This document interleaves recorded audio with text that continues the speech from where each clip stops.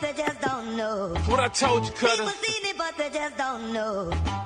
People seen it, but they just don't know. Huh? People, Let's go. People seen it, but they just don't know. People seen it, but they. All right, what's going on? What's going on? It's your boy Icon-E. And we're here on 910 Sports. Once again, I want to thank God for this opportunity. Can y'all hear me? I can hear you. Yo.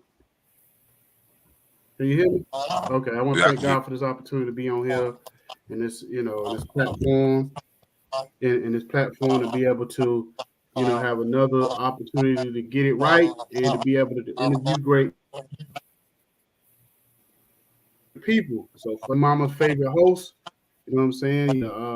Barry White Jr., the next voice of television and movies himself, Jacob the Great. What's going on, fam? Amen. Good morning to all. What's going on? Thank God for another day, a chance and a choice, another day to get it right. So we here, man. We grateful, and thanks for all that's watching. Okay, that's what's up. So go ahead and introduce this young lady so we can get this interview started. All right, man. We have none other than the world famous, Coach KERI. C.A. Johnson High School, Columbia, South Carolina. Head coach of the JV girls and head track coach. So she's the head track coach. So I'm pretty sure she was a sprinter when she was in school. She was out of here. So, Coach KERI, what's going on? What's going on? How y'all doing this morning? Doing good. So before we get into your journey, I always like to ask the guest, who is Coach KERI?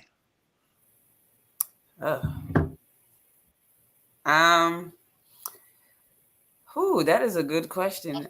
Sometimes in life we are still trying to figure that out. But I am the daughter of Darlene Prelo and the late Ivan MCkELVEY.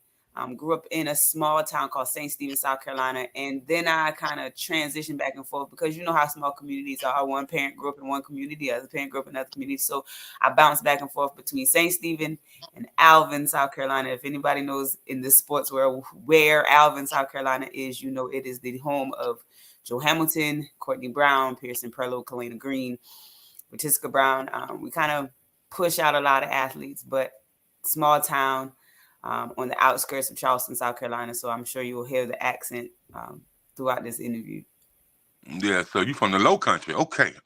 Yeah, Low Country girl. Okay. Low Country girl. Okay, so tell us on, how did your journey get started? No, you good. I was 8 years old, playing basketball in the Alvin Recreational Center. It is the Mecca of Alvin. We call it the gym. So we started, my parents and some of the men in our community started a recreational league for sports, just to give the kids something to do. And I was one of those kids. So I got the fortunate opportunity to play with the girls and boys in the community near us. So Jamestown, Bunno, St. Stephen, Alvin. All of those areas kind of combined to create these basketball teams so that we could have something to do, stay off the street. So I was 8 years old when I stepped on the basketball court, put a basketball in my hand. First thing I learned to do was dribble. Didn't learn to shoot, learn to dribble. I learned to handle the rock. And I credit that to my brother, Jaquez Prelo. So he made sure that we had a firm understanding of the sport of basketball, but the men in our community, including Mark Hamilton, made sure we had a firm understanding of what organized basketball was. So from there, I played up until my junior year of high school. Had the fortunate opportunity to play a little bit for Cleve Touchberry. If anybody knows basketball in the Low Country, Cleve Touchberry is one of the GOATs. So I had a fortunate short stint playing for Cleve Touchberry. From there, I went on to the track team under Alice Wilson and Pops. So I had a short stint, which was my junior and senior year of running track. I was a hurdler. From there, I was the captain of the dance team. So I was really involved in athletics in high school. So I wanted my experience when I went off to college to be the same. Unfortunately, I did not get an athletic scholarship. So I went off to Coastal Carolina on academic money. I was smart. And got involved in the intramural sports world at Coastal Carolina. So if anybody does not have a firm understanding of what intramural sports is, it's literally a sports world within the university for people like pickup games. So I got involved in basketball there, kickball there, flag football there. Got involved with a group of girls from Columbia, South Carolina, who kind of was like, hey, we see you athletic, let's play. So we formed teams in softball, kickball, basketball, flag football, and we ran with it. We had a great time, but I knew going out of college that I wanted to kind of somehow keep my life in the sports world. I just didn't know how. I wanted to be a graphic designer when I first started college. So to say I'm standing here as a teacher and coach is really interesting for me because this is not where I wanted to be. So I tell my athletes a lot, yeah, you have these dreams, but it's also God's destiny for you. And I feel like I'm right where I need to be, especially home at C.A. Johnson. Okay. So let's rewind back a little bit. You're on the basketball court. You played up to your junior year, and what was your average? You know, your points, your rebounds, your assists, and so how did Man, you? I was averaging like 5 to 6 points a game. I was not out there to shoot. I think my love came from the sound of the ball hitting the court. So I literally honed in on my skills of dribbling, and handling the basketball, being able to see the court. I was grooming to be a true point guard. I didn't want to shoot because I felt my arms wasn't strong enough. So when people talk about basketball and understanding the game of basketball, that's where I came in. Like I groomed and studied the sport of basketball.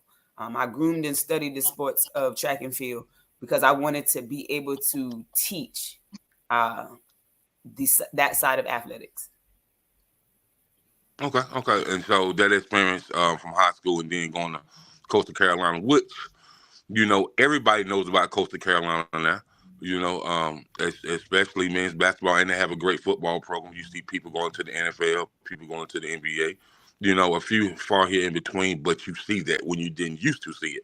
So, what was that experience like at Coastal Carolina? And you talk about the intramural sports, and I'm familiar with those as well because I remember one time when I was in school, the intramural cats used to play, the Division I cats, like the ones that had scholarships, baseball, not football, but baseball and basketball, and the girls play softball and volleyball. So it is a predominant,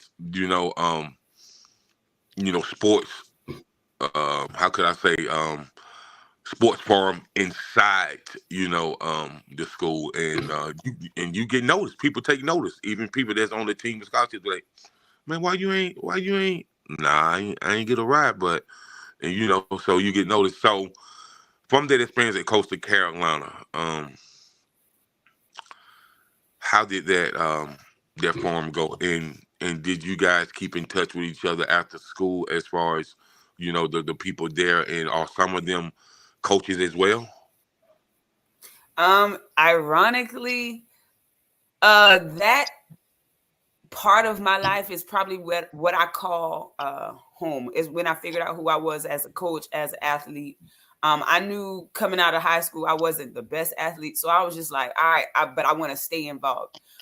So at Coastal, we had a lot of different intramural sports, and like you said, a lot of the intramural sports were taking point on something. So like our flag football team competed against Clemson's flag football team and USC Columbia's flag football team. So they had a program where we could venture out and take those skills other places. So yeah, I do remember at one point intramural basketball became the thing for our football players to kind of release steam in the off season.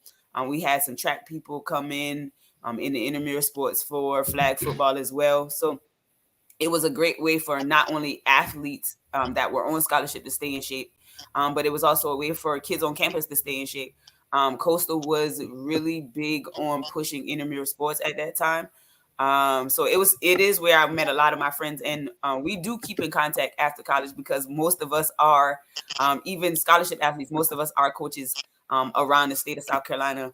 One of my good friends, he is the middle school track coach at Beechwood Middle School in Lexington, but he was a running back for Coastal's football team. One of the scholarship track athletes is the head track coach at Ridgeview. So yeah, we're scattered all out, and we like to laugh when people be like, "Oh yeah, do you know such and such?" Yeah, they went to Coastal. Or hey, how do you know coach such and such? Oh, they went to Coastal. So when we say, yeah, we went to Coastal and we are a big family, we understand the concept of, hey, listen, when we out here, nobody really knew Coastal back in the day. They know us now. Right. So, but before I give it to my brother Icon, Coach KERI, this is our. You remember the homie Randy Page that came on with us, right? Yeah, I do. Icon. I think yeah. Icon. frozen Say or what now? he I muted. said you remember Can the you hear homie me? Randy Page that interviewed with us, Can right? you hear me? I can hear you now.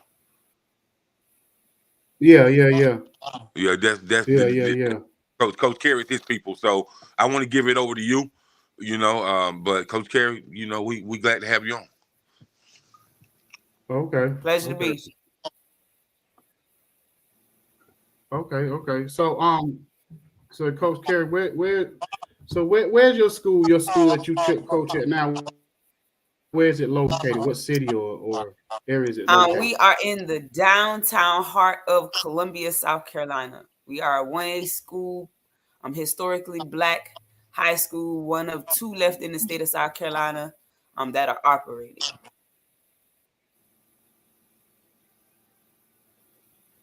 Gotcha. So basically, you said you did intramural sports. So one thing I used to love to play when I was a kid was kickball. Yeah, I used to love to play. So when it comes to like a kickball team and an organized sport in kickball, what's the key to being successful in a kickball league? Ironically, will be understanding the rules of baseball. So especially in the intramural and Parks and Rec realm of kickball, we follow baseball, softball rules. So understanding the softball, baseball rules, as far as high school league rules. Kickball comes from the lower extremity strength, so your leg strength, your calf strength, quads, all of that. So it's kind of about running. Kickball is all strength and running. Wow, kickball. Is it about like in baseball? When you hit a baseball, it's about angles. It's about hitting the ball, through the gaps, or being able to, either you, if you're not a home run hitter, then you have to understand angles. It's kickball kind of like that too. Yes. So understanding where people are in the outfield, infield, understanding if you're not going kick it far left field, bunting to make sure it gets far enough away from you that you have enough time to run, to where the infield team don't have enough time to react. Making sure you put it right below their feet through the middle. Same terminology for kickball as baseball and softball. Okay. So when it comes to volleyball, you seem to have a lot of success in that also. So what's your key to success as far as having a dominant volleyball team? Endurance. The one thing I learned from Coach Touchberry is you have to be in shape. And one thing he made us do a lot is run. So I take that same philosophy in every sport that I go into, and making sure that my athletes have endurance to last a whole volleyball game, to last a whole track meet or a race or a kickball game, a flag football game. It's just making sure that they're in shape, and having them understand the concept of the game. So I find a lot of athletes just play. They don't understand why they do certain things. They just know it's tradition and the team before us did it, so we got to do it. But understanding and having a solid foundation of what the game actually is. So high school, as you heard, I didn't play volleyball. My cousins did. So I was always at a volleyball game watching, learning. That's one thing I pride myself on, is learning the actual game of anything that I coach. So I understand what I am able to teach my athletes. So one thing about my volleyball girls is they all play other sports. My center on the volleyball court also plays basketball. She's a power forward in basketball. Because those skills in basketball, like jumping and making sure that she's able to run up and down the court, helps her with her volleyball and being able to set and block, being able to move positions on the court and make sure she's able to reach the ball in a timely manner. So yeah.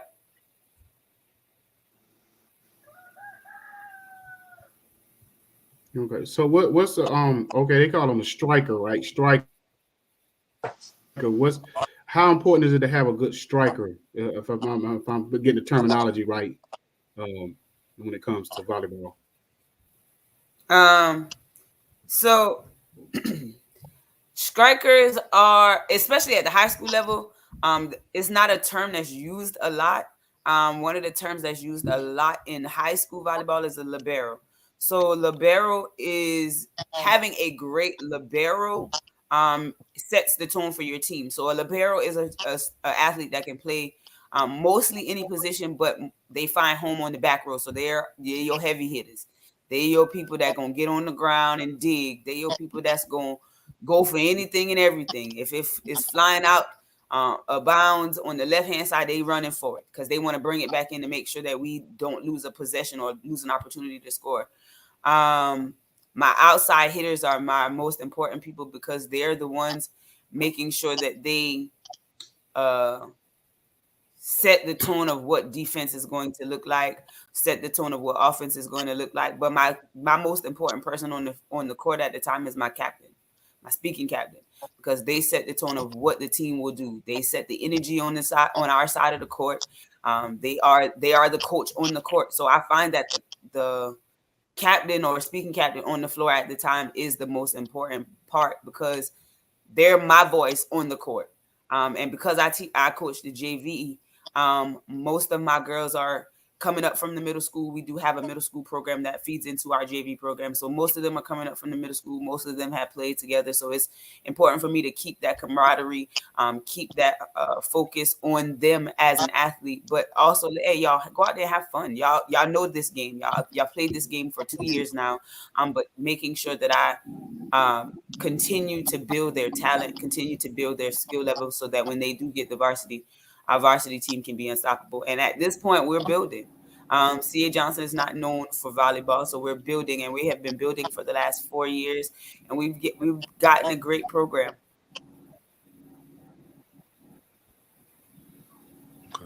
Okay.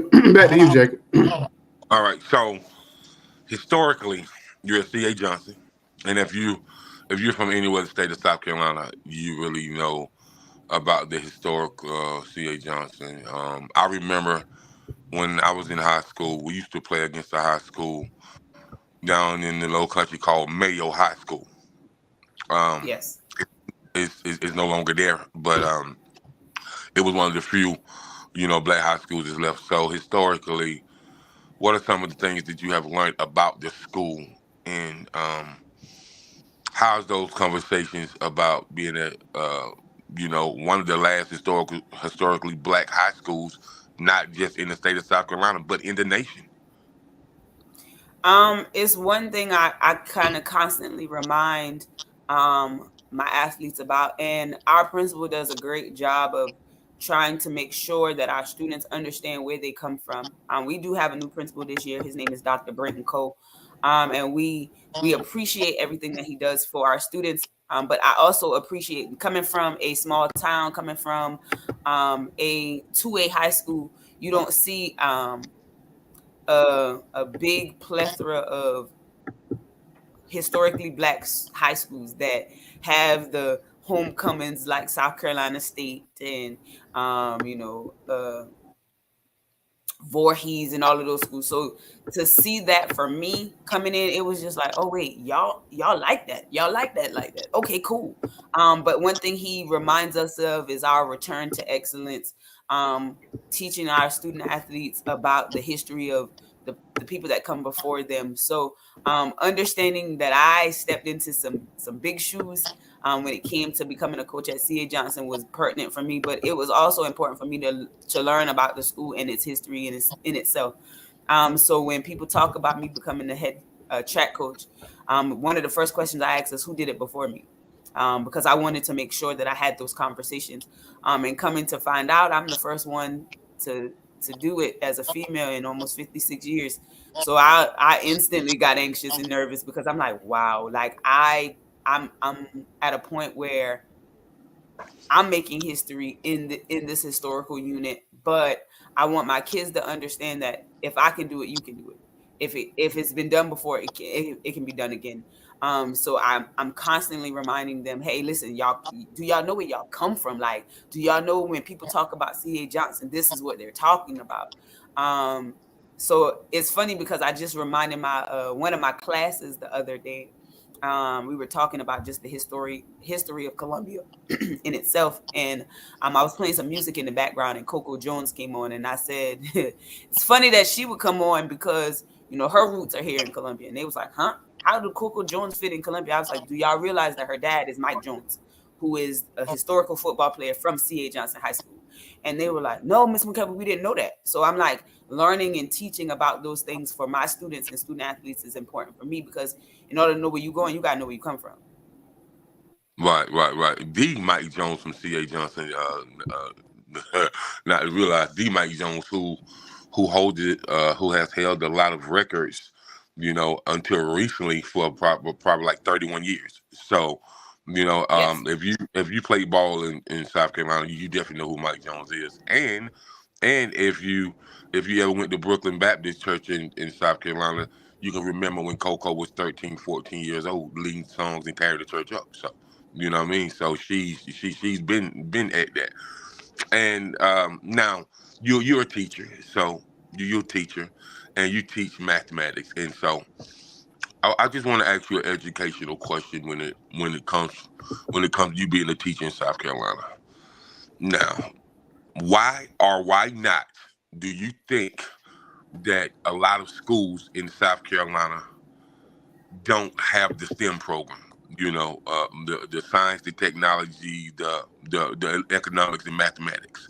Because if we look all around the country, the STEM programs are taking kids grade point average up from like 42% all the way up to 99%.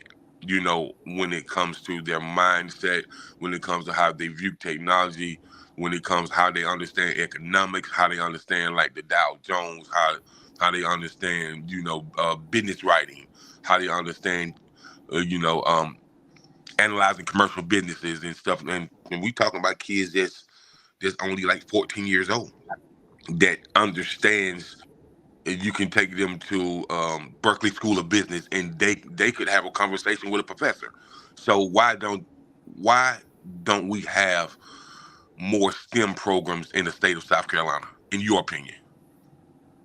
Um, it falls back on understanding and knowledge. A lot of people like when I got into education, I didn't get into education for politics. I got into education to make sure that kids were prepared to be successful citizens in this society. But what I'm learning is that even in the politics of education, there are some people who don't know.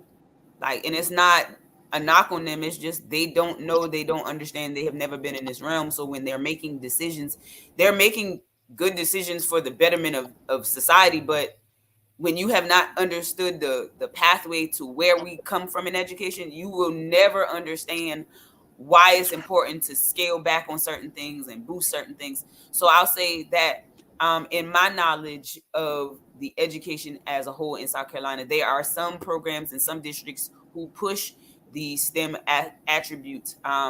Richland One has a great magnet programs. across their middle schools that are pushed in the STEM realm. Richland 2 has basically turned all of their middle schools into magnet programs where students are allowed lottery choice to figure out which pathway they would like to go in. Rich Lex 5 has a strong STEM background.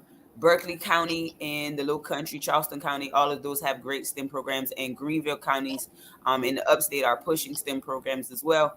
I think it's just making sure that we continue to push those proponents, getting educators inside the classrooms that have a sound foundation in innovation and mathematics, engineering, and making sure that we have teachers. One of the things South Carolina is battling with right now is making sure we got professional teachers, certified teachers in those spots, because colleges are not pushing out educators anymore. So we have, the state of South Carolina has resorted to making sure that we have avenues and alternate certification things where those who have found education as a second career are able to get in and get certified and get to teaching. So I was fortunately one of those people. I did not start out as a true education major at Coastal Carolina University. I was a computer science major, decided I wanted to teach, and maneuvered my degree to where I became an interdisciplinary studies major, minoring in education and development. So when I got out of college, I was able to get into an alternative certificate program where I focused on, hey, what college courses did you take? All right, you were able to do this and pushed it that way. So I took a lot of math courses while I was at Coastal, so that kind of helped me with my background in math. I took a lot of computer courses while at Coastal, so that kind of helped with the technology aspect. So now that I'm in with a teaching certificate, I have the background in technology. I have the background in gifted and talented. I have the background in read to succeed, to make sure that I'm a well-rounded teacher, to make sure my students are well-rounded. And not all teachers come into the profession to make sure that our students are learning. But one thing I pride myself into is because I had an educator for a parent. Education starts at home. And I think that one of the issues we have in the state of South Carolina is that we forget that education starts at home. So parents are sending kids to school for us as teachers to make sure that, oh, we are teaching this, but you're not reviewing when you get home. So I'm spending 8 hours a day teaching your child and making sure your child understands policies and procedures, all for them to go home and you undo everything I did. So now I got to get back the next day on a Tuesday and make sure I teach not only my policies and procedures again for you to go home and undo it. Well, I can respect that, and I can respect that you teach mathematics too. Um, so it just used to interest me of some of the older people that you know they maybe didn't finish school, but they was kind of like carpenters or home improvement guys, and you'd be like, well, how you know that? They was like, I can eye it out, and then you can take the tape measure and measure, and it be on point. So mathematics, a person that is top of the head in math, like off the top of the head with mathematics, that's a different type of person because they kind of know how to move swiftly in the economy. They know how to move in business. They don't kind of how to figure it out. Like you can't break their numbers down for them. They're gonna break their numbers down and put them in the right place. And so, with you teaching these kids that we all know the world has turned into a numbers game, and so Definitely. if you can identify the positive side with the numbers, of how the economy is thriving, or maybe the economy is setting still, but there's still a positive side of numbers. And so, Definitely. with you saying that, with that being said, is that some of the things that you see scribing in the education system? Are they taking economics one, economics two, economics three? Are they learning about LLC, sole proprietorship? I know when I was in school, we didn't. I only learned about. I didn't learn about that in college. I only learned about that. It was a young white guy. He was about 24. We was at a gas station. I heard him talking. He said, "Yo, oh yeah, I'm going to go check on my other business." I was like, "Man, this dude younger than me. What checking his other business?" And so I asked him. I said, "Man, what kind of business?" He said, "I got 4 of them." He said, "I've been owning businesses since I was 19 years old in college." I'm like, "How so?" He said, "Man, you just got to get the secret sauce from people who have been in business. You know what I mean?" He said, "You got to put somebody in your back pocket and listen to them so they can train you up on how to navigate through the world." Because his theory was, you know, a 9 to 5 will never pay me what I'm worth.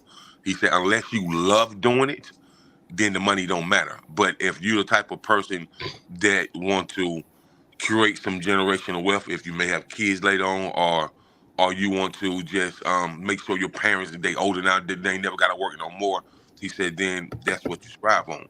So, but what I see from the economic side, and this goes back in education, I just, and I talk about this a lot, man, and cause I love my black and brown people, but listen, my my cousin is the mayor of my hometown. He's the mayor of my hometown, and he tells me all the time, we're not at the city council meetings, we're not at the county council meetings, and we are not at the school board meetings.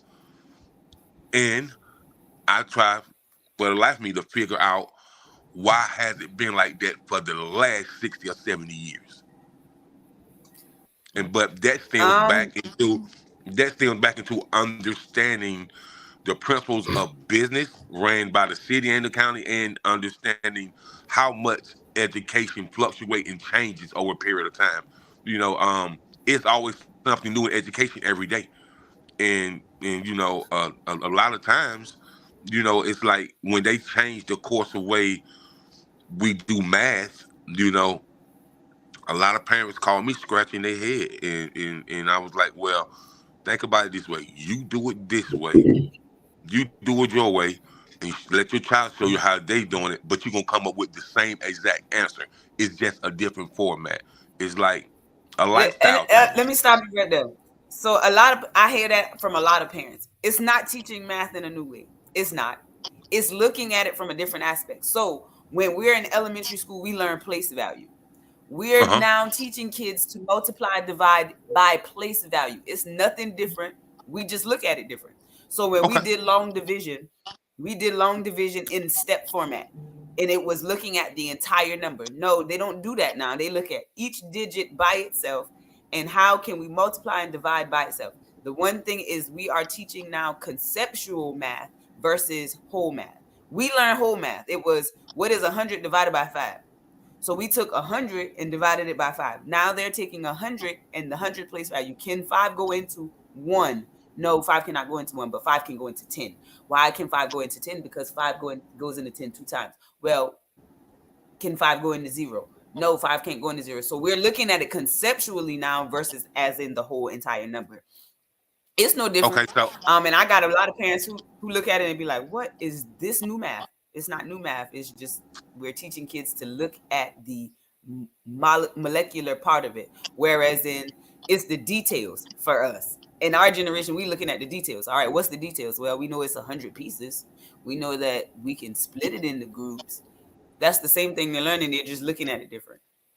okay, so Coach KERI, so analytically, when you break it down, not just from the math format, but from the intellectual format. You know what I'm saying? From the smartness, how it fluctuates the brain cells to make you think better, to really give you a height of thinking that impresses people, right? And not just regular Yes. people, but impresses people who are underwriters for these state test scores. Because it's some Right. writing in the background done with these testing. You know what I mean? So and those are people that we don't never see or talk about. They are the writers who put the test together. So Right. from a analytical and intellectual standpoint of view, would you say the whole math is a math that's it's it's more layman terms, or would you say the new way of math, but it's just in a different format, is better as a whole, for the future? Honestly, I think it should gradually increase. So I understand the conceptual design of mathematics and education as a whole, because when we're teaching reading, we teach in stages. When we're teaching math, back in the day, we were teaching whole math, all of it at once. I think we should break numbers down just like we break words down. So when we're teaching a child to read, we're teaching them sounds, letter recognition, blends, putting words together, sight words, making sure that we understand what that word sounds like, what that word looks like, and being able to recognize it off top. Then they learn to read by increasing the reading level by adding more words, increasing the words levels by adding more words, looking at definitions. I think we should look at math in the same way, because what we don't understand is that numeracy is literacy. So the world has taken this big stance on literacy and making sure that kids understand how to read. And South Carolina has taken a stance on making sure that kids know how to read by the 3rd grade. And if they don't, it is a trajectory of data that shows that kids that don't know how to read by the 3rd grade won't be successful. But when you have kids that don't know how to multiply, but they can effectively read by the 3rd grade, are they literate? No, they're not, because numeracy is a form of literacy. So if you don't know how to add numbers, but you can read the word R, what is that telling our world? That numbers are not important, but numbers make this world go round. You're not going to come in here and mess up my money. Yeah, I can read your contract, but how much is this contract telling me I'm worth? So I think we should look at it in that same standpoint when we're teaching 1-digit numbers, and what is the basis of 1 to 10. Yeah, we're teaching 1 to 9 and 0 as a number. So now we're putting numbers together to make tens and these hundreds and thousands, and looking at it as a place value. But when we come to multiplication and adding 2-digit numbers, we need to make sure that that is a sound foundation before we get to, all right, can I divide 6,347 divided by 4? Can I do that? Then we're taking it, and then I teach 6th grade math, so my kids are expected to know multiplication like the back of their hand, and they're struggling. They're struggling on multiplication facts, and that's across the board as 6th graders in the state of South Carolina. But you're supposed to know multiplication facts 3rd and 4th grade. Okay. So when things like COVID happen, where 3rd and 4th graders are learning from home, where the environment may not be conducive to learning, and then you come back and they're in the 6th grade and they're expected to learn long division and ratios and multiplying and dividing fractions, and they can barely tell you what 3 times 3 is. Wow. We're gonna hit a scrub. Right. And then they get to high school and they're expected to do algebra 1, algebra 2, calculus, and they're still struggling and looking at a multiplication fact chart or using a calculator. The world becomes a difficult place for them. Right.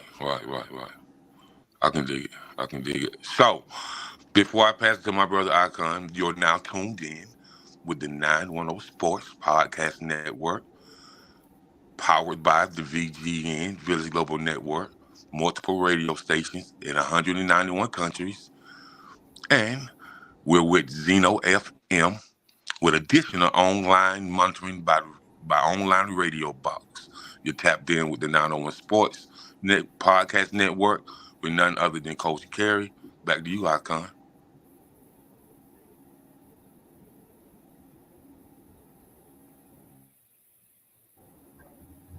Okay, in the countries, let me just name a few countries. Let me shout out Honduras. Let me shout out South Sudan. Let me shout out to South Africa. Let me shout out Sierra Leone. Let me shout out Lebanon, Libya, Netherlands. So these are just a few of the 191 countries that each week I'm going to shout out different countries to let you know what countries that we're in. You know what I mean? So I'm in Philippines. I ain't even heard.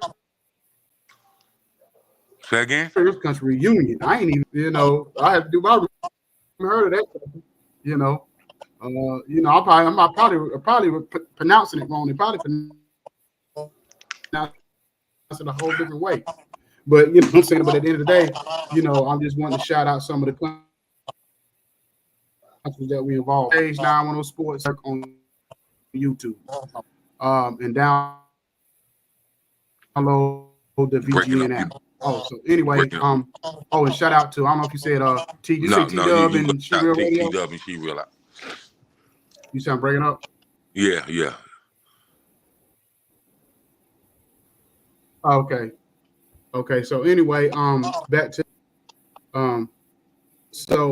basically, and then piggybacking off of what Jacob was saying, I think our generation, the generation before that, kind of failed, or almost like, I ain't saying necessarily we failed this generation, but we not understanding or understand the importance of math. Because back in those days, when you had that local person that owned a restaurant or owned a, you know, I had a guy on a fish store. I had another guy on a candy on his candy store. And they probably were dealing with basic math. That's why they never really advanced to past that level. And the thing about it is that now we see, when it comes to real estate, when we come to see starting LLCs, when it comes to, like you say, contracts, different things you try to do in business, you have to have a certain advanced level of math understanding or whatever. So I think that's the biggest thing between now and before, is because we just look at math like, well, I'm not gonna never use algebra. What A plus Z? I ain't gonna never use that. You know what I mean? So, and now we understand, now being in this generation, in this world, how things are very different, and definitely math is very important. And it's sad that our generation can't even help our kids, because we clueless when it comes to what they call new math. You know what I'm saying? And So,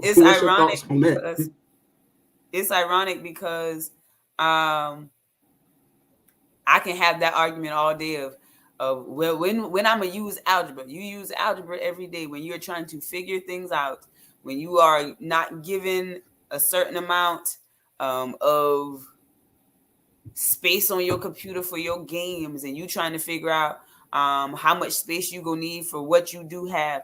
What people don't realize is we use that every day. And I try to include real world experiences within my classroom. So I bring in speakers. This past year, I had a local graphic design artist and music artist come into my classroom, and she talked about how she uses math in her class, in her business, and how she uses math in her everyday life to make herself money. I had a charcuterie board business owner come in and talk to my students about ratios and fractions, and how she uses math in her business. I'm a business owner myself, so I'm owning 2 businesses and making sure that I do everything I need to do to show my students like how I use math in my everyday life. And I talk about math in a positive way, so that you know, my kids walk out of my classroom feeling like they're empowered to do something in the math realm. But I find myself hearing a lot in my classroom where my mama said math is hard, or my mom didn't like math in school.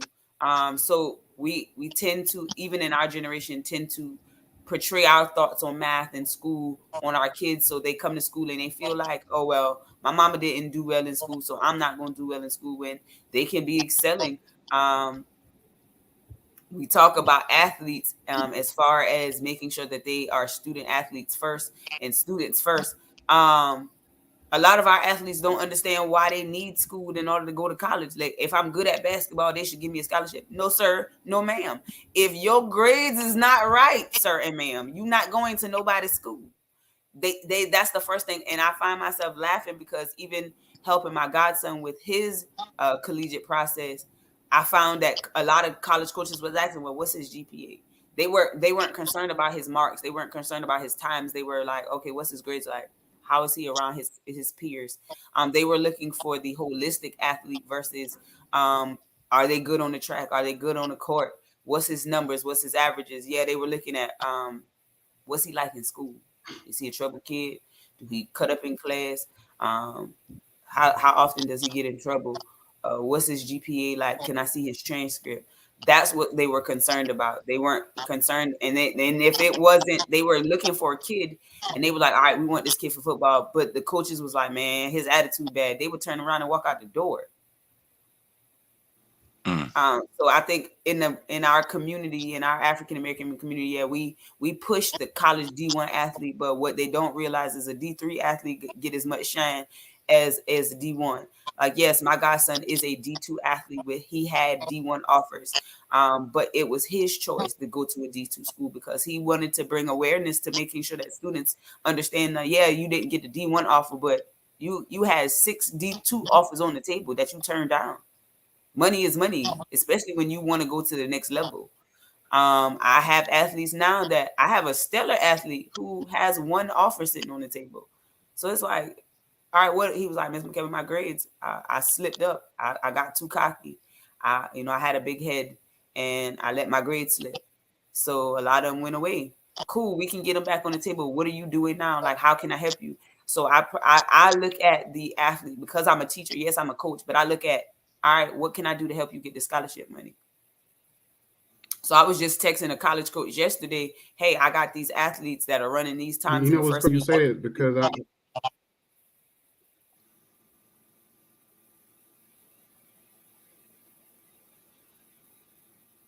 Go ahead.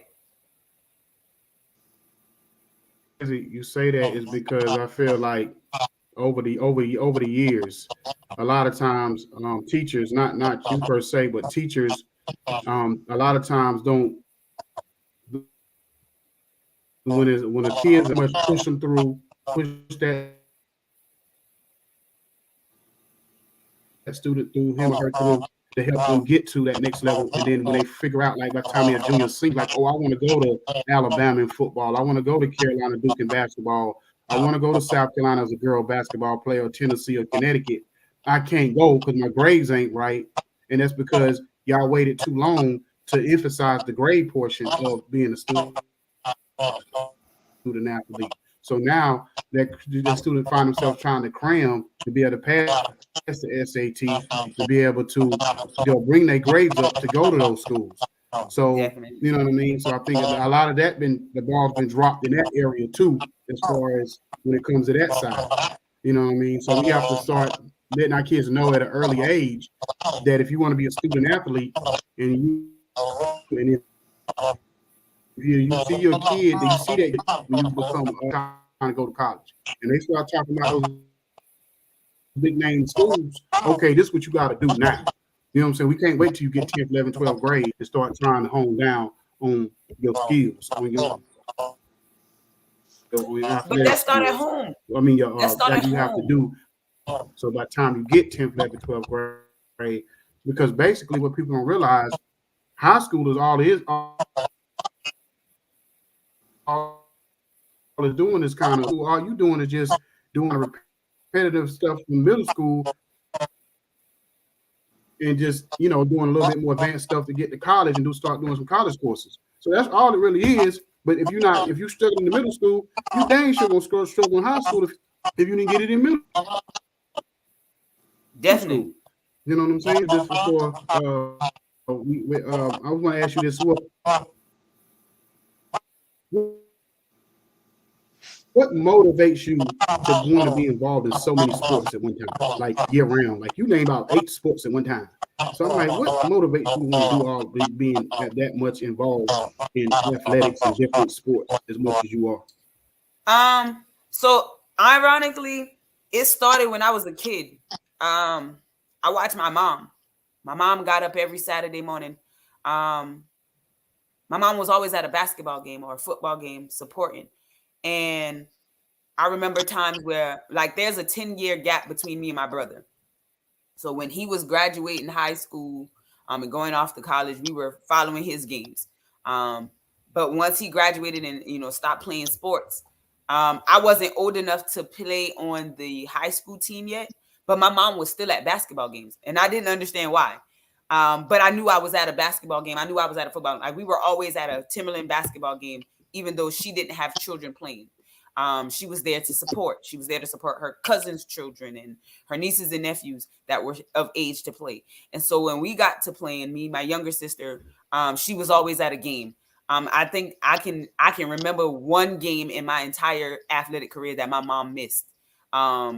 And she was always there. Even once we graduated high school and were no longer playing sports, she was always going to a game. Before her grandkids started playing, she was always at a game. So it was just like, dang, she is there.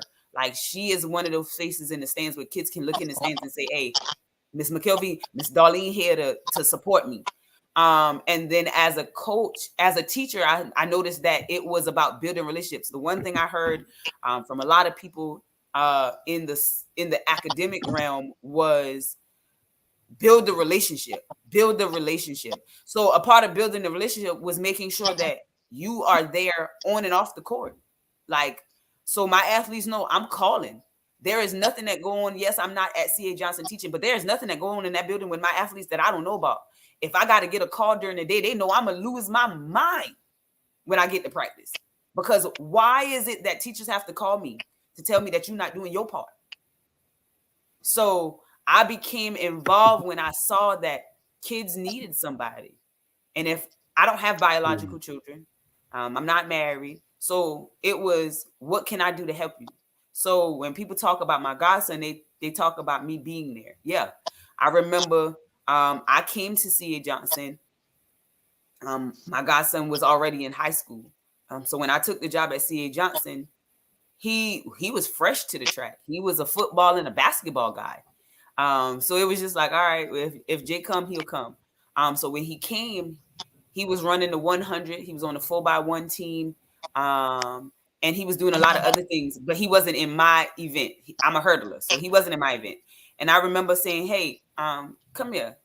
Can you try this for me real quick? And it was like, they trusted me enough to say, all right, coach, I'll try it. And I looked at another coach the minute he jumped over her and was like, do you want to ring? If you want to ring, I just say, trust me enough to get you there. And he was like, you think you can do you see him? Like, trust me, and I guarantee you I'll get you a ring. Not only did I get him a ring, and I had the conversation with the young man, like, and then COVID happened. And I was like, oh, hell, they don't really know me. How can I get them to understand who I am? And it was, you got to go to stuff that they're involved in. As teachers, they got to be able to see us outside of the classroom. So I did go to football games at C.A. Johnson. I didn't know nothing about C.A. Johnson football at the time, but I was there to support the kids that I knew were on the track team. And I remember my godson looking up in the stands, was like, yo, hey, what you doing here? I was like, I came to see y'all. He was like, but you don't really know us. I know, I don't. But I'm here to see y'all. And it was, all right, I'm sitting in the stands, and now I'm taking ownership. Like, yeah, let's go C.A. Johnson. Like, I don't know none of these people, but let's go C.A. Johnson. But because I'm a sports girl. So it's like, all right, let's go. And then when they started to see my love for C.A. Johnson, they started to love their own school even more. So now I built the relationship so I can talk to them. All right, hey, that play, that was trash. That was a trash play. Like, you got to do better. You could have got to the ball in time. So now they're putting more effort into it. So because they know I'm watching and they know we're going to talk about it. So now that my godson is in high school, he's now of age where he's like, all right, I'm going to take track serious. It was, all right, son, listen, if you trust me, I promise I'll get you a ring. I'm not only going to get you a ring, I'm going to get you college offers because you say that's what you want to do. Sometimes as adults, we got to listen to kids. They're not always wrong. We got to listen to where they are and understand they have a viewpoint, because I think the older generation forgets that these kids, they human. They see, they have emotions, they feel, and they have a voice and they want to use it. That's the one thing our generation forgets, that these kids going to talk and they're going to talk out their mouth. So we got to be able to listen to them. They're not always wrong. They just might not know how to say it correctly. So teaching my kids and my students how to speak correctly. Yeah, it's not always disrespectful if you say what you got to say without getting your feelings involved. So my godson agreed. He was like, all right, I trust you. Let's go get it. I took him off the 4x1. I took him off the 100 and I put him in the 110 hurdles. I put him in the 400 hurdles. He got on the 4x4 and I was like, your last event is up to you. His junior year, he was like, I'm gonna do the 200. And then his senior year was like, I'm gonna go 4 for 4. I got a state ring and he won the 400 hurdles. His junior year, he came in second in the 110 hurdles. He was like, I want to go 4 for 4. I think I can do it. So I was like, all right, you already got a ring in the 4x4. You got a ring in the 400 hurdles. You got a silver medal in the 110 hurdles. Let's go. He was like, all right, I want to get back on high jump. And I'm going to go 4 for 4. His senior year, he did it. He won the hurdle race. He got a goal in that. He won the high jump. He got a goal in that. He won the 4x4. He got a goal in that. And then he came in second in the 110 hurdles. So he was like, I'm content. I want to go to college. All right, let's do it. I sought out college coaches and I learned the college process of how to get college coaches to see my athlete. I jumped on Twitter and made sure he had an account on Twitter, and I made sure that he was visible. I put him in AAU track and field with Team Blaze here in Columbia. So I made sure he was visible. A lot of parents get in this process and don't understand that your kid has to be visible. College coaches have to see them. It's big schools like Ridgeview that's going to always have a college coach in there. But it's small schools like C.A. Johnson that if you got the talent, they coming. They going to hear about you. They going to see you. You don't have to transition schools to make sure you get seen. You can stay at the small schools like C.A. Johnson, Mayo High School, Darlington High School, and they coming to see you. East Clarendon wasn't on the map before. Back in the day, they were. But Talaysia Cooper made sure that East Clarendon name was known. I just want to piggyback on what you said now. We all know the superstar Ivory Latta that played for the Tar Heels. And we talking about a graduating senior class with 125 seniors. You know, when most schools got about 500, 600, some 1,000 seniors. But when I tell you, man, that when people heard that she would have 32 points and 9 steals and 12 assists and, you know, and like, who is this little chick just at a 1A school Right. that's really hitting people in their chin like that? So, and I tell people that some of your favorite players come from small schools. You know, Yes. Like Jerry Rice was at a small high school, the small high school in Mississippi. You know, T.O. small high school. You know, some of the just like Icon, some of the players that graduated from your high school. Your high school wasn't a huge high school with 3,000-4,000 kids, correct? No, we weren't. I think we were 3A school when I was in school, and now we're down to a 2A school. And I was just about to say that, like, people don't realize that Kalena Green, who is a graduate of Timberland High School, went off to UConn to play in Connecticut, went to the WNBA, went overseas to play ball. They don't realize Kalena got kicked off she got kicked out the gym her 6th grade year because she was dribbling the ball too much. Touchberry put her out. She was the manager. She was fired because she was dribbling the ball too much. So it doesn't matter where you start. If you have the talent, they're coming. Like, nobody was checking for Timberland basketball back then. You might have heard us around the state of South Carolina, but Gino came down to St. Stephen. Right. That was unheard of. Like, so when I say that these student athletes don't have to transition schools, yeah, we have schools now like Great Collegiate, Oceanside, Legacy, Atlantic coming up in Myrtle Beach. Shout out to Coach Rivens. Shout out to Coach Bacon over there in Legacy in Lexington. They are producing, but it's at the expense of a lot of other schools. Yeah, cause you know you got these kids that transferring like they're in a college. High school kids act like they're in a college transfer portal. You know what I mean? It's like you know, I know schools. You know, it's like, man, like you know, Strong Thurman is like Aiken, well Johnson, South Carolina, and Edgefield, some parts of Aiken, but you had kids that transfer all the way from North Augusta to go play at Thurman. You know what I mean? And then you had kids the leave Batesburg, Leesville High School and go to Gilbert and play in Gilbert, South Carolina. Then you have kids that leave Brooklyn, Casey and come to Lexington and play. You know what I mean? Then you have kids that was at Mount Pleasant High School to transfer to Somerville. You know what I mean? Like so you know, it's wild the way these the programs are not built like they once was. You know, because when I grew up, athletes played like, and we didn't have much Pop Warner then, but whatever all the bicycles were, that's where the athletes kind of played together, and they've been playing together since they was, you know, 7, 8 years old. So everybody know Definitely. each other's strengths. You know what I mean? So Right. you know, and I think a lot of coaches are in competition nowadays. You know what I mean? Versus the athletes. You know what I mean? And That's true. you're not one of them coaches because you love your athletes. Yeah, And no. and I'm you never I'm a learning coach. So yeah, you might see me at a track meet and I'm literally just watching. I'm watching other coaches. I'm watching other athletes. I'm watching how coaches respond to athletes. But I'm also involved. So I can say I'm going to always coach an athlete. And I learned that from my uncle. My uncle was the track coach at Socastee High School back in the 90s. And one thing he prided himself in, and I hear athletes even that went to Conway High School or St. James High School, they talk about how he wasn't their coach, but he would coach them. And that's what I pride myself in, making sure that if I'm at the high jump pit, I'm coaching every kid over there. Hey, because if I want my kid to be the best, he gotta. I don't want you at your lowest.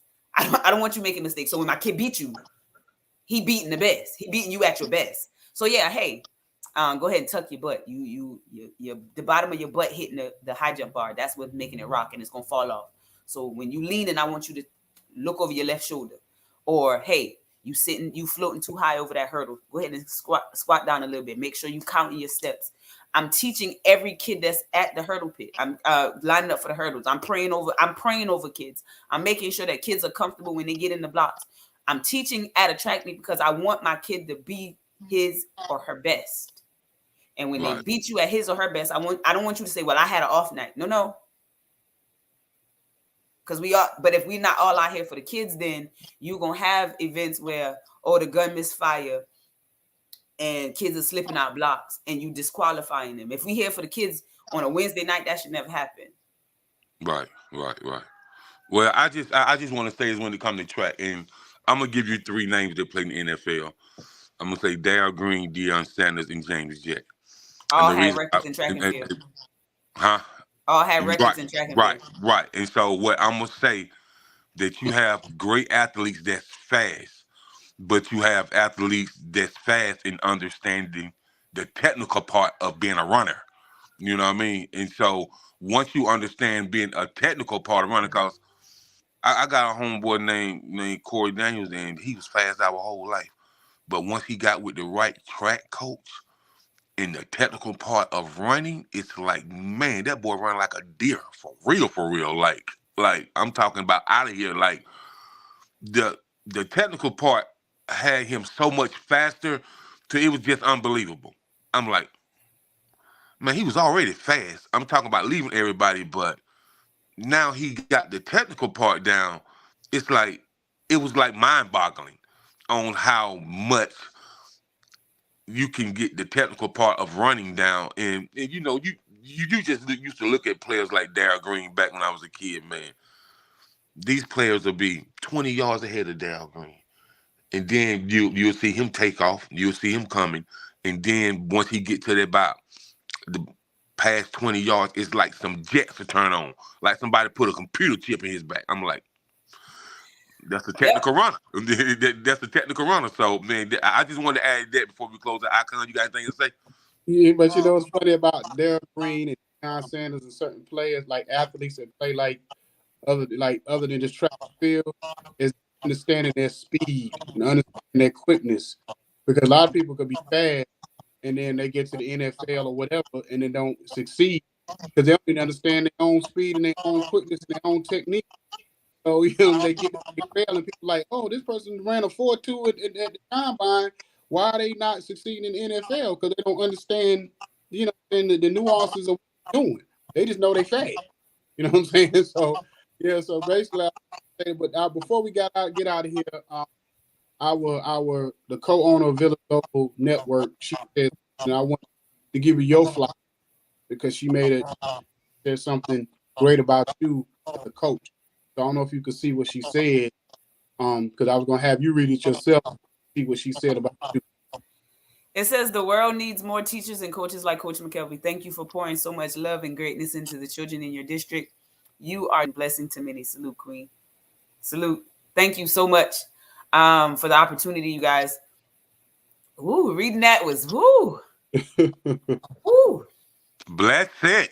Yeah, see, that's why I wanted you to read it yourself, so you can get the impact for yourself. You know what I mean? Of what she said about you, because that's the truth. You know, one thing I was disturbing to me about when my kids were in school, was going to PTA meetings, and you got 15 kids in school, but you might have 15, 20 parents at PTA meetings. And it's like, this is sad. Or even like when my kids play football in the band, football team, yeah, they suck, but at the same time, you still need to be there to support the team. And you might have you have more people, you have more players, people in the band, kids in the band, and you had people in the stands watching the game. You know what I'm saying? And so it's like when we want our kids are in the streets and doing the stuff they do, because parents, you're not supporting kids when they are positive. So what's really going on? You know what I mean? Mm-hmm. So, and I'll say this: life is hard, and I can only imagine life with children. So there are resources out here to help you. Like, don't be too, as a parent, don't be too prideful that you can't ask for help. As a teacher, we at the bottom of the totem pole, and it seems like these mandates are getting handed down, passed down until like the responsibilities as a teacher are felt. Like, we got to do everything, and everybody above us is not doing nothing. Don't give up. Ask for help too. I am a ball of resources because I'm a continuing learner. The one thing my mom taught me in her journey of life is always learn something. So I'm always learning about new things. I'm always got my nose into somebody's business because I'm trying to learn so that I can better help my athletes. I can better help my students. Hold on. Stop right there for a second. What you just said. Just stop right there. What you just said. And I put this on my Facebook page a couple of weeks ago. I said the one thing that black neighborhood is that black folks stop being nosy. And I asked my brother, I said, what do you think I meant by that? He said, basically, back in those days, 80s and 90s, that old lady, that old man in the neighborhood, they seen them kids in the neighborhood up, they check them. And then you get checked, you get home. By the time you get home, they done made a phone call to your mama, your aunt, your dad, or whoever, your grandmother, telling you, oh, we done seen your people up.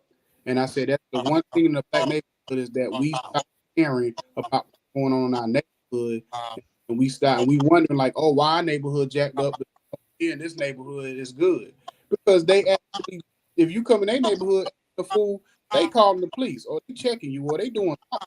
You know what I mean? They're gonna be proactive. They're not gonna just sit around and let the neighborhood get this because you come over there and we got all on no snitching rule. You know what I'm saying, in our neighborhoods. But you know what's funny? My younger sister and I talk about the village. Like we were raised on it takes a village to raise a child. And it's sometimes I see on Facebook and social media that, oh, well, what happened to the village? You happened to the village. And I'm saying this looking dead in the camera. You happened to the village because you decided that nobody was good enough to reprimand or say anything to your child, and you negated the village. And then when you needed the village to come help you with that same child, they didn't want to put a hand up to help you because of your mouth. Exactly.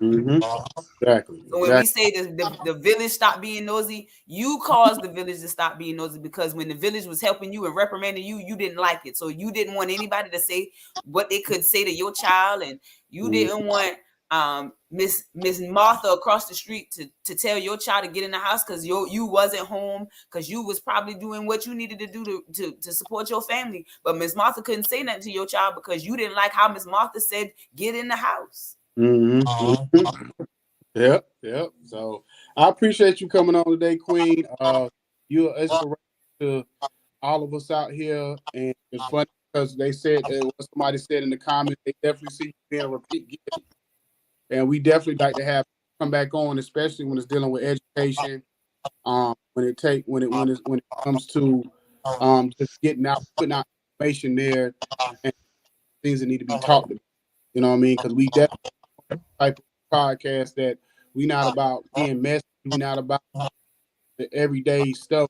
We actually try to bring people on like yourself that's gonna educate us as well as the audience to be greater, and have understanding. Like when you talk about math, and a lot of people don't understand how important math is now because of when you're trying to build businesses and you need that certain level of math to be able to do it. You know what I mean? You know what I mean? So I appreciate you. If you got any shout, any social medias or whatever you want to put out there, you know, you can do that now, please. So first off, I want to thank God, because without him, this opportunity would not be possible. Thank you to the C.A. Johnson family, Dr. Brenton Coe, our principal, Mr. Damian Franklin, our athletic director. Shout out to the C.A. Johnson athletic teams, football, basketball, Coach Dean, Coach Key, Coach Crystal. Shout out to my staff, the Coach Williams. We got Baby Williams, Corey Williams. We got Jamal Williams. Shout out to Dr. Antoinette Gibson, our female assistant. Shout out to our kids, kids at C.A. Johnson. Y'all keep striving. Y'all keep doing what y'all doing. Coach MCkELVEY always going to have y'all back. Shout out to my godson, Javon Riley at Claflin University. They will be starting their season this weekend. Shout out to him and his team. Just thankful. Shout out to Randy Page. Thank you for the opportunity and putting my name in the bucket. Definitely thank you for being a part of my village. Shout out to my mom, my grandma, my sisters, my brothers. Thank you to Coastal Carolina University for producing me and what I do. I do not take this business lightly. It is not a work. Teaching is not a work of heart. Art is a work of heart. And as you can see, my heart is really big. Thank you guys. If you want to follow the C.A. Johnson Hornet family, as you can see in my background, I have the March schedule. These are the places we will be. And I'm gonna step off camera so y'all can see it. We have a few fundraisers coming up. So if you want to follow, we are on Twitter and Instagram at CAJ_XCTF for cross country track and field. We'll have different things posted out. We are trying to, promote the program and build the program. So we want to make sure that all of you guys see us. Again, we are on X, formerly known as Twitter, at CAJ_XCTF. We are also on Instagram at CAJ_XCTF. We would love y'all support. Thank you guys for the opportunity again. All right. I appreciate you coming on. You have a blessed, wonderful rest of the weekend, and try to fit, because I know y'all did that grind that last couple months of school. So hopefully get your rest, you know what I'm saying, to be ready to be able to get these kids on to the next level. Thank you so much. Have a good day. People seen it, but they just don't know. What I told you, Cutter. People seen it, but they just don't know. People seen it, but they just